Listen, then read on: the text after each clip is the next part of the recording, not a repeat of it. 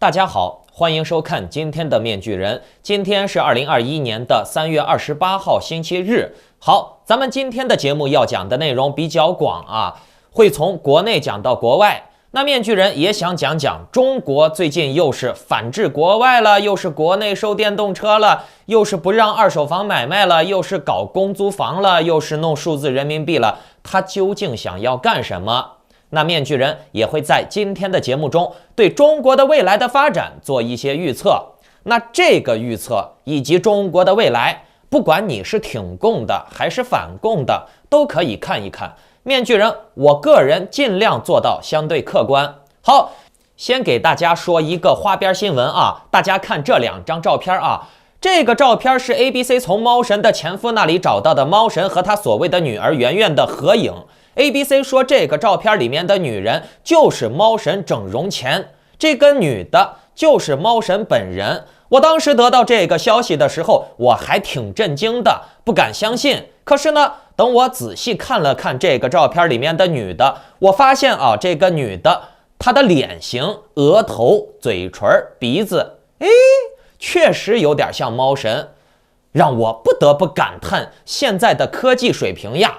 不知道大家怎么看啊？认为这个女的是猫神的，请留言打1；不是猫神的，请留言打2。好，咱们先讲讲国内的事儿吧。东莞开始禁电动车了。面具人，我发现啊，咱们亚洲人对电动车是情有独钟呀。从缅甸到越南，再到台湾、香港、大陆，骑电动车的人不在少数。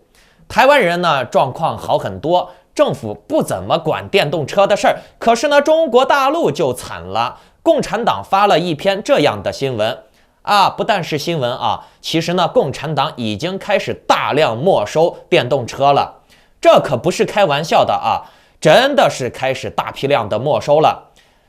我在讲这个新闻之前，先给你们看一些视频。等一下啊！放视频之前提醒一下新来的观众朋友们，请不要忘记点赞、订阅、小铃铛哦。来看視頻。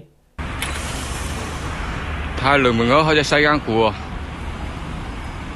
揾塊石扛過我。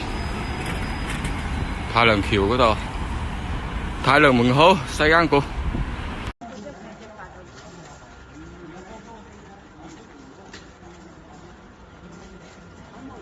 肉村肉巷啊，梗係啊，người ta ngủ bộ lên đâu à, Hoàng Kèo呢條巷啊。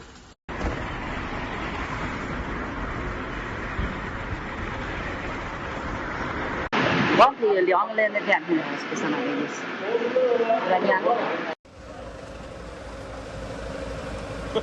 这吊起来了吗？转过来看下。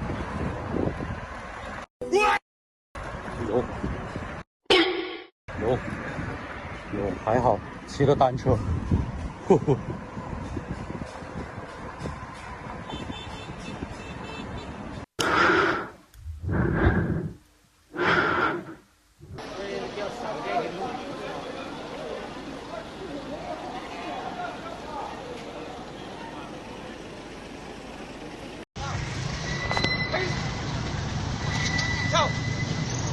右边，不能紧张。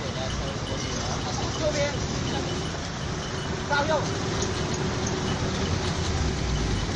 向右。看完了吧？那对于收电动车的这种事儿，共产党给出的理由是，随着电动摩托车的普及，不用考驾照，也不用交各种费用，价格又实惠，一般人都买得起的电动车，成为了很多人出行的首选。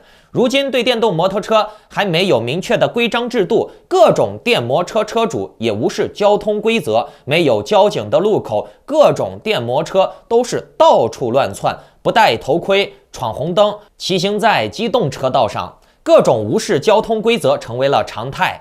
最近呢，由于电动车乱象出现了交通事故，东莞电摩车由于闯红灯、不戴头盔造成伤亡事件。对此呢，东莞有关部门为了防止此类事情再次发生，已经在全城开展了一系列风暴行动。对于不达标的车辆，即使没有行驶，也要进行没收。听懂了没？没有行驶也要进行没收，等于说你把这个车停在他们能看到的地方，他们看到了以后，也会给你拉走收掉。那这个所谓的达标不达标，这里面可是大有玄机呢。等一下面具人告诉你们啊。很多人被没收电动车的时候可能会不配合，对吧？拒绝不把自己的电动车交出来。OK， 你不交是吧？你看，党规定了，对于行驶中违规的电动摩托车、闯红灯、不戴头盔的，在机动车道的车辆直接没收、直接拖走。对于拒不配合的车主，将处以1000元的罚款、15日的拘留。听懂了没？看，不配合就要抓人的。那面具人，我告诉你们啊，党这次是玩真格的呢。为啥？你听我慢慢给你道来嘛。近日，虎门公安交警在辖区内进行大规模整治禁止电摩的行动，对于查扣的一批违规的摩托车、电动车进行集中销毁，有3068辆逾期的摩托车、电动车，在公安交警人员的监督下，用挖掘机进行集中销毁。虎门镇摩托车、电动车主要表现为乱穿马路、不戴安全套，不戴安全帽、随意改装车辆、逆行超速、闯红灯等一系列的乱象，经常引起交通事故。鉴于这种乱象，觉得镇区内街面应该整治一下，所以呢就把这些车收了，并且呢警告各种老司机：一、电动车最高时速不得超过25公里；二、蓄电池标准电压应小于48伏；三、必须佩戴安全帽；四、电动车只能搭乘1人；五、电动车不准走机动车道；六、不准装太阳伞；七、不准逆向行驶；八、不准闯红灯。那面具人，我对于这些增强老百姓的安全意识防止出现交通事故的普及这个交通知识的行为，我是支持的。这个毫无疑问，没有什么可以驳斥的。好，新闻听到这里，我们先来思考一个问题那就是习近平为什么要禁止电动车呢？好，这是一个问题。咱们再来思考一个问题那就是中共真的是想要禁止电动车吗？嘿嘿。大家仔细思考一下你们觉得是真禁止电动车的，请留言打1；假禁止电动车的，请留言打2。好，咱们带着这个问题，面具人给大家看一组数据2018年的时候，中国的电动车持有量超过3亿，而且呢每年在增长，年产量接近于3000万辆。电动车的电池差不多是1年到2年换一次，以旧换新的话，看电池的质量和容量，从800元到1500元不等。那按照这个数据估算目前的中国电动车应该有4亿辆，除去老弱病残骑不了电动车的人，可以说几乎2-3个人里面就有1个人是使用电动车的。其实把中国称为电动车王国是一点都不为过的。4亿辆电动车呀，买一辆电动车差不多是从3000块钱、4000块钱到上万块钱的都有。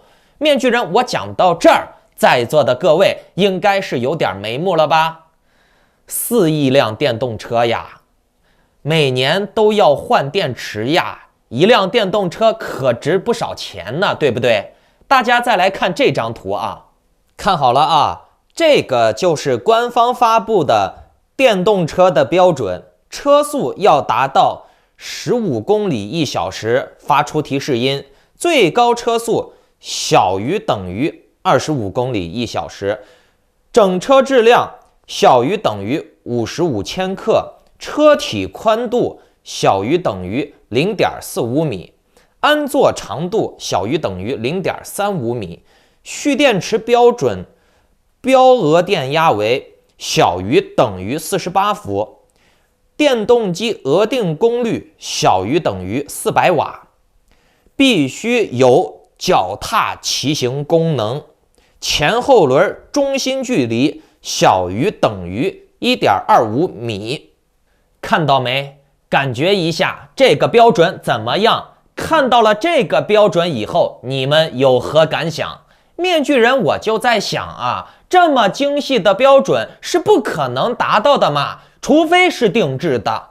要是按照这个标准的话，99.999%的电动车都达不了标。也就是说，现在所有人的电动车都是不合法的，都是要被收掉、淘汰掉的。我们来看看这些图片，你看看这些电动车砸了、烧了都不会便宜屁民的，多可惜呀！你说这好好的电动车就这样销毁绞碎了，那这妥妥的就是大跃进、大炼钢铁呀！这也印证了面具人前几天在节目中说的，这房子呀，就算是炸了、推倒了，也不会便宜百姓的。为什么？因为只有彻底断绝了他们的希望，党才能大张旗鼓的赚钱呀。不然呢，按照中国人这种贪小便宜、一丝希望尚存就要硬凹到底占便宜的习惯，是很难治理的。所以呢，共产党就很明白，屁民还要铁锤治。共产党他现在到底想要干什么啊？那既然现在所有的电动车都不达标啊，共产党现在到底想要干什么？你们应该有点眉目了吧？来，你们再看这张图啊，宾马、雅力奇等品牌的电动自行车抽检不合格。中央电视台每周质量报告发布了由江苏质量技术监督局委托国家轻型电动车及电池产品质量监督检验中心、江苏省质量监督自行车质量监督检验站、南京市产品质量监督检验院3家机构联合对电动自行车监督检测报告进行抽查。此次抽查的结果显示，35批次的抽查中，不合格占比有 77.8%。哎呀，中共每次写个新闻都写得跟个绕口令一样，真的是把我绕死了。来看这个标题啊，有你正在骑行的电动车吗？这些电动自行车的产品抽查不合格，质量抽检20批次的电动自行车不合格比例有 15%， 无需挂牌竟是无法挂牌，厂家生产不合格的电动车被判3倍赔偿。观众朋友们，看明白了没？把刚才的数据结合起来，4亿辆电动车，一辆咱们就按照3000块钱来计算，4亿乘以3000，这是多少钱？哎呀，数字太庞大了，不敢想象。然后呢，我们就是按照2年换一次电池，平均1年的花费就是4亿乘以500元，这是多少钱？天文数字了吧？那这个钱是稳定的长期收入，当然要没收电动车了呀。你算嘛，坐地铁一张票得5-6块钱，这人人都骑电动车上班了，那国家造的地铁还哪来人坐呢？这地铁还怎么收费呢？国家的汽车卖给谁呢？对不对？好，你说你要骑电动车，那你也要骑国字号的电动车，懂了没？其实这个逻辑啊，和我这几天一直在讲的共产党干死二手房是一个道理。那这种现象还反映了一个问题，那就是说明地方政府迫切需要钱，否则呢，你看这些交警、城管、运政，他们发了疯的进行收车罚款。中国现在的内卷很严重，顶层的贵族把钱都撸走了，中层的官员呢就开始想抢底层的钱，底层被抢了以后呢，生活压力太大，就没有生育动力，所以呢，数字人民币就必须全面推出，以此来达到上帝级别的精细管控老百姓的钱包，这样才能更多的把钱分给这些维稳的吸血虫。哎呀呀，哎呀呀，哎呀呀呀呀呀呀，不敢想，太可怕了。哎，即便如此的可怕，昨天面具人讲到了中国人还依然的如此战狼激情爱国，然后呢，他们本身还要面临着如此窘迫的境地，层层被剥削。现在很多的家庭，他们收入很一般的人，都是靠着电动车去上班和生活，这一下把车都收光了，这不就是逼着这些人要么坐地铁，要么就是买车，要么就是买国字号的电动车了吗？对不对？你说那个电动车那么精细的标准，除非是你国家出的定制款让老百姓买，否则呢，随便一家人的电动车，你随便拉出来，它都是不合法的。哎，现在的中国逼打针，逼租房，逼买车，逼交税，逼这些人大数据监控，逼这些人老百姓的钱包数字化。哎呀，以后的中国人的生活简直不敢想呀，不敢想，不敢想。面具人虽然已经出国了，可是呢，面具人晚上经常会做噩梦。哎，我在梦里面梦到，我怎么又回国了？哎呀，那个场景呀，让我心里面顿时就绝望呀！真的能跑出来，真的是不容易。墙内的人，你们呀，有机会赶紧跑吧！你们还认为你能玩得过共产党吗？你认为共产党能给你好处吗？痴心妄想，对不对？但是呢，中国人现在他就是着了魔般的疯狂的爱国，那这是为什么呢？其实我们也可以从社会心理学中找到答案。民粹这个东西是建立在愤怒和恐惧之上的，人正是因为心里面不服气和受到了压抑或者是恐惧，他才会产生民粹的心理。昨天面具人的节目里面有讲到，民粹心理包含了集体自恋。我昨天的那个节目讲的比较深度，新来的朋友们可以翻阅一下。那这个自恋心理它本身就是一种防御机制，人的自恋程度和心理压抑的程度是成正比的。人活着是需要自恋心理的，以此来缓解自己的压力，自己给自己打气，让自己更加积极的生活。可是呢，这自恋过火了以后，就会形成一种心理疾病。同样的，群体性自恋往往会带来不好的结果。那这个不好的结果，倒不是说你会对别人造成破坏，这个不好的结果基本上都是伤自己。群体中的个体是非常容易极化的，因为大家都在互相参照、互相监督，谁做的不到位，谁就会被群体排斥出去。所以说，每个人他要是做这种能让集体高兴、能让自己融入集体的事情的时候，都会更加的卖力。那这就会导致群体极化啊。他做的卖力了以后，我想要在这个集体里面生存下去，我就要做的比他更卖力。以此呢，每个人都越来越极端。无论是文革时期还是当今社会，恰恰是群体之外的边缘人相对的更加的理性，所以呢，他们才是边缘人，融入不到集体里面。不过呢，人多力量大嘛，共产党需要的就是这群人极化呀。极化了以后才有力量呀。在知识垄断的情况下，底层人是没有认知能力的牲口，他们的思维模式跟这些顶层的贵族是天壤之别。所以呢，他们是任凭贵族驱使的，他们不过就是玩物一样，人怎么耍狗，那这些贵族就怎么耍底层的人。底层的人他奋斗一辈子，在中国连一套房都买不起。可是呢，这些中共的官员，他们个个都赚得肥得流油，个个都把自己的子女送到海外买别墅啊，然后呢，找这些底层的无脑儿爱国、烧衣服、自残、奉献韭菜。我们纵观历史都可以看到啊，一个王朝在危难时期或者是王朝末期都会出现民粹兴起的迹象。你像德国、日本、苏联、意大利、罗马尼亚、大清帝国都是这样的情况。我们都可以看到，王朝出现了危机以后，皇帝就会不顾一切的组织保皇党，铲除异己，镇压暴乱，美其名曰爱国，为天下苍生铲除贼寇。在这种时期呢，因为皇帝需要维稳，于是呢就会出现阶级上升的一个裂口，这是阶级上升的唯一通道，也是底层向上爬的一个好机会。于是呢，底层的无产阶级流氓就会抓住机会啃食同类。这就像那些红卫兵呀、义和团呀，对不对？当年的红卫兵带队打不听话的村民，打得好的毛主席接见奖赏；义和团当年也是打起自己人来，非常的狠的，那也是慈禧老爷的大红人。可是呢，这些人往往是用完就被弃。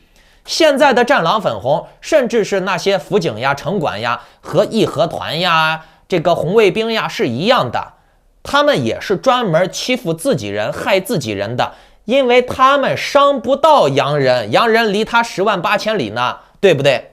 可是呢，打砸抢烧，他们冲在最前面，看似呢能获得一点利益，可是呢出了问题以后，先杀的就是这批人。咱们再想一下，你说这些城管、辅警，人家收车呀，欺负老百姓，还能撸点钱出来。最搞笑的就是底层的这些屁民无脑儿也跟着发射激情，甚至还自残。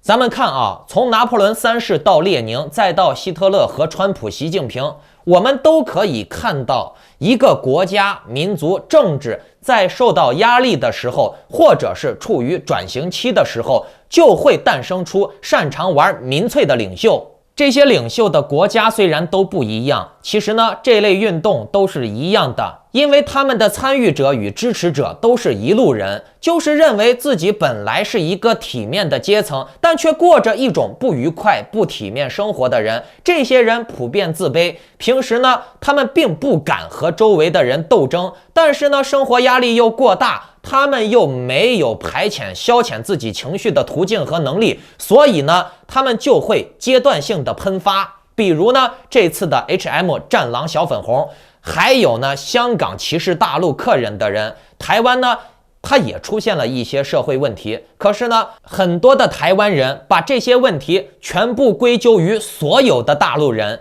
见大陆人就骂。美国的3K 党、法西斯，这些人其实都是一类人，他们平时大多都是沉默孤独的人，他们很自卑、很羞怯，他们最多只能在网上当键盘侠，所以呢，网军真的是非常适合他们的职业。这习近平呀，包括很多这个绿营呀、海外的假民主呀，真的是物尽其用，把这些生活中的失败者让他们发挥力量，在网上当键盘侠。现实中呢，这类人他们平时连跟邻居同事吵个架，给点脸色都不一定敢，他们只有在忍无可忍的时候才会疯狂的怒吼。他们觉得自己本该是个体面人，生在中产阶级家庭，在中产阶级的学校受教育，过一个很好的生活，觉得自己就应该和其他的人一样度过一个完美的人生。但是呢，突然之间经济完了，面对外敌受到压力了以后外地人抢他们的生意，他们就非常的不愉快，满腔怨恨。但是呢，他们不敢发声，他们在等别人替自己发声。从这一点上说，希特勒的演讲其实跟草莓音乐节差不多，就是一帮五音不全的人在台底下等着跟你唱夜空中最明亮的星。民粹主义的特点就是不需要深入思考，只需要划分敌我就可以了。换句话说呢，受民粹主义影响的人，他们需要做的，或者是唯一能做的，就是区分谁是好人，谁是坏人。而且呢，他们还不一定能区分得准。可是呢，在他们的脑子里面，他们认为的好人做的一切都是对的，他们认为的坏人做的一切就都是坏的。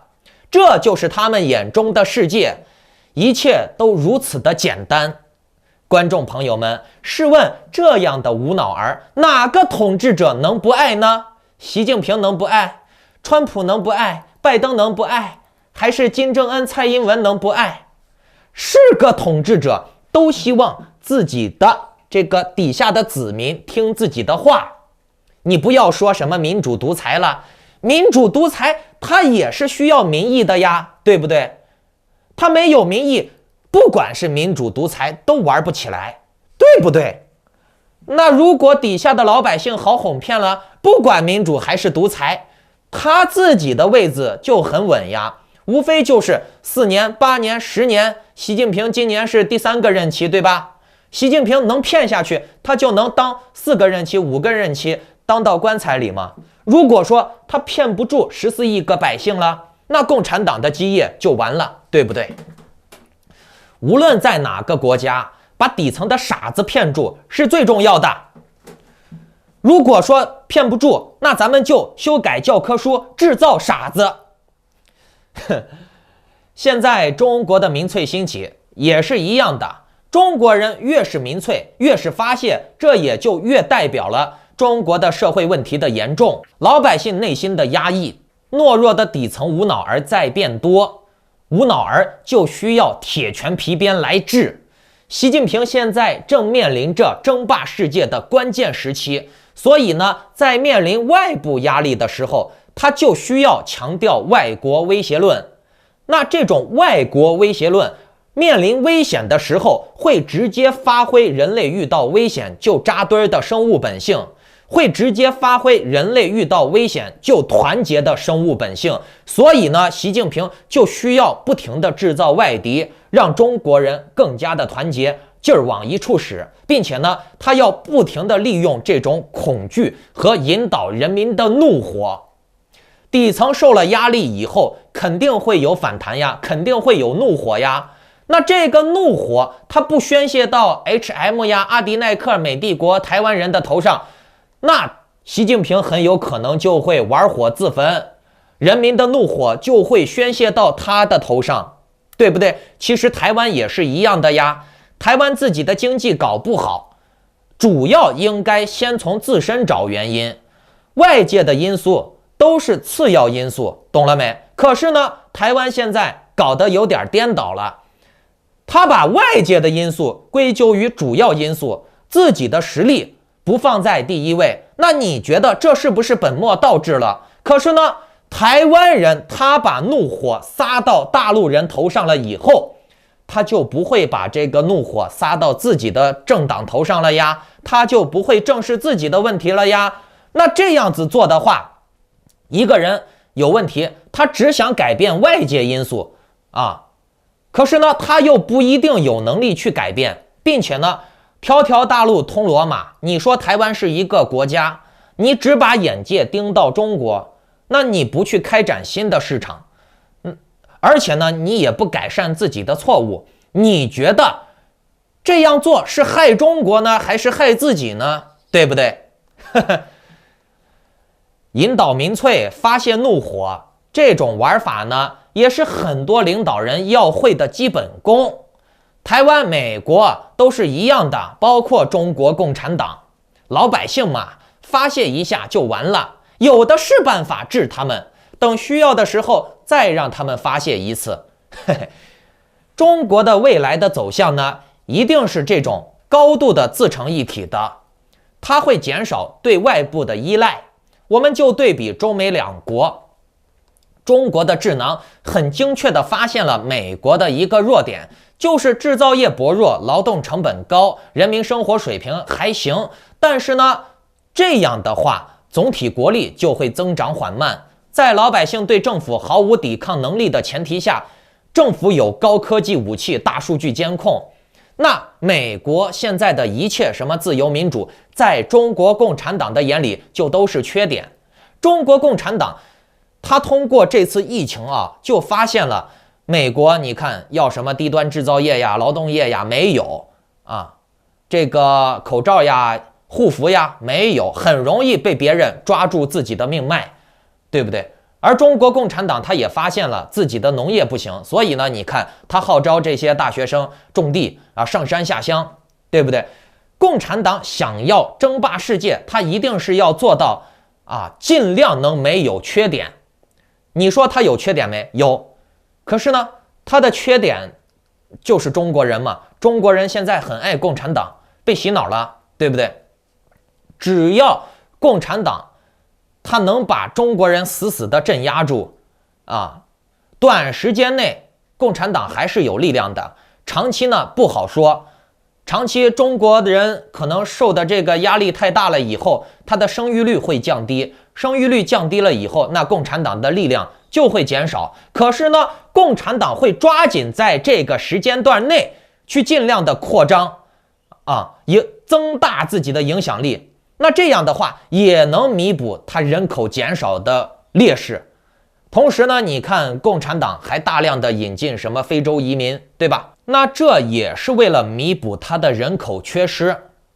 在这种情况下啊，只要顶层人脑子不昏，他们有科学的数据，他们有科学的分析，他们想干什么就干什么的前提下啊，做对的事情，它会比美国有效率的多啊。同时呢，做错的事情，它也会比美国有效率的多。可是呢，这些人他不傻啊，他们有可视化的数据，他们尽量是不会犯错的。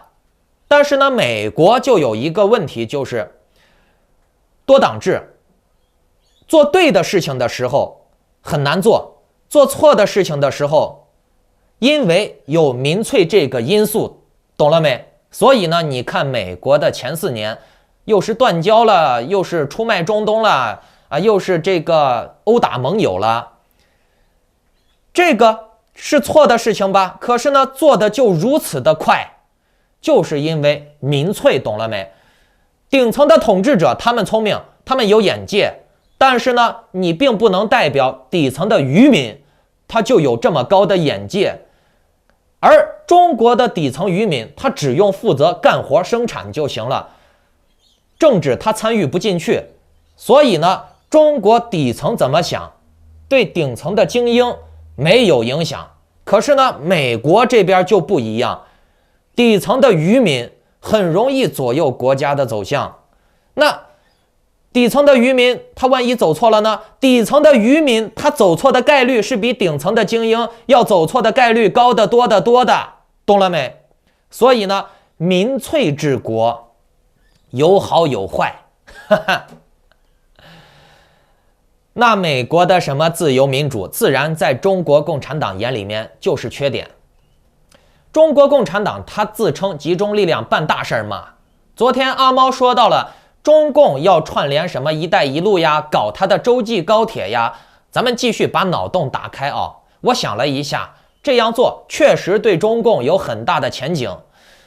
你看啊，飞机的安全度、载客量和成本，那是肯定远远比不过火车的。飞机掉下来，那是必死无疑呀。可是这火车脱轨了以后，死亡率并不是很高。中共它积极的输出它的人口、工业、产能、资本、技术，这样的话，那沿途用它技术的这些国家就会离不开中共了。那它就可以拉着这些一路过来的什么一带一路的国家、周边国家和它一起搞啊，比如什么铁路呀、5G 基站呀，那这些东西搞起来了以后，就很有可能会淘汰掉欧美的这些航空公司、通信公司。很简单呀，咱们就说航空，因为人们都坐火车了，那谁还坐飞机嘛？你飞机虽然快，但是也麻烦，是不是？层层安检，并且呢不安全呀，对不对？在座的各位都有坐过飞机的经验吧？啊，大部分人都有。我敢肯定啊，你们坐飞机的时候，心里面多少都会有点恐惧的，对不对？那坐火车应该没这种心理吧？并且呢，你们看好啊，中国可以把它的5G 技术和铁路结合，那这就会形成让坐火车就像休闲娱乐一样，上个网、打个游戏、看看电影、聊聊天、睡一觉就到站了，还便宜，对不对？同时呢，中共还在输出他自己的贵族人权制度，那这个诱惑力就更大了。社会的顶层只要能洗脑底层的无脑儿，让他们娱乐致死，那这些顶层人就能世世代代的过着奢华的生活，这有何不可？再说了，洗脑底层无脑儿这种事儿太简单了，对不对？给底层游戏、娱乐、洗脑，给他们精神食粮就 OK 了嘛。所以你看啊，中国商务部它宣布，自2021年3月28日起，对原产于澳大利亚的相关葡萄酒征收反倾销税，长达5年。各公司反倾销税的税率为116.2%到218.4%。妈呀，这个收税也太狠了！中澳两国的外交关系呢，自此已经达到了1989年6·4大屠杀以来的最低点。在此之前呢，中国对澳大利亚实施的单方面报复，这种行动呢，已经几乎持续了1整年，涉及到了大麦、牛肉、葡萄酒、海鲜、煤炭、矿石等众多出口产品。中澳两国的外交关系已经达到了这个烂到不能再烂的地步啊！很多澳大利亚官方人士认为，这些行动是北京对澳大利亚的报复，原因是因为澳大利亚去年修改外商投资规定，紧盯中国在敏感领域的投资，以及澳大利亚总理莫里森呼吁国际社会对新冠病毒的源头展开独立的国际调查，这些都惹怒了中共。那既然中共敢对澳大利亚下手，其实他是有底气的。正所谓东方不亮西方亮，中国可以没有澳大利亚这个盟友，中国他就会有别的盟友。你看，中国国务委员外交部部长王毅3月26日抵达伊朗进行访问。伊朗国家通讯社报道称，两国将签署一项为期25年的合作协议。伊朗外交部发言人哈蒂布扎德随后证实了这一消息，表示签字仪式将会在周六午间举行。他说，我们认为这份文件对于深化中伊关系将非常有效，这已经是板上钉钉的事儿了，已经签了，美国也无可奈何了。那你看啊，习近平与伊朗总统鲁哈尼同意为运输、港口、能源、工业服务领域的互相投资建立路线图。我们仔细看看啊，中共的布局其实已经很显而易见了。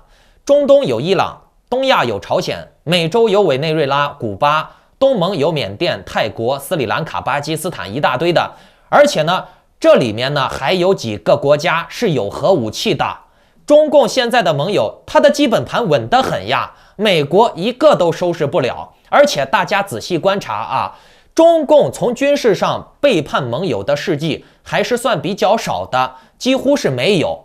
所以呢，在同盟信誉这种事儿上，中国的国际信誉还是有的，但是美国在这方面真的是劣迹斑斑呀。